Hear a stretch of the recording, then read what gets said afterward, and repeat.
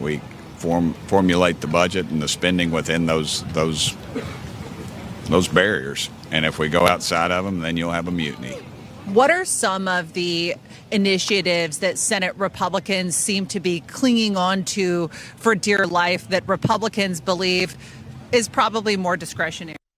Senate has had a history in the past, and just as I've seen, they a little more free with the spending, at least in recent memory. I've been here 7 years, so and then when the Republicans are in charge of the House, it's like I said, it's a good barrier for the taxpayers. So I hope that we can work around those differences.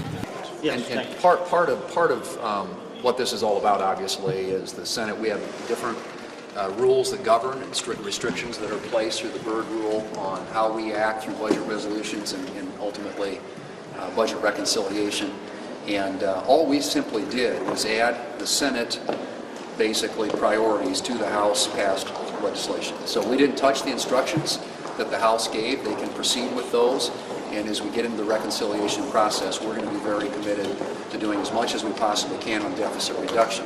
I think as you saw, there was a number in there. It was a $2 trillion number. The House was at 1.5 trillion when they went through their budget resolution process. But I think right now, in some ways, we're speaking slightly different languages because the House and the Senate operate in such different ways.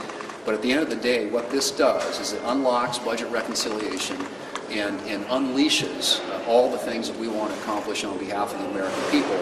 And that can only happen when the House and the Senate pass the same budget resolution. So I'm hopeful that we'll be able to move on that, get the votes that are necessary to get it across the finish line so we can start the next phase of this, which is really where we start making law and deliver on our agenda. Leader Thune, with respect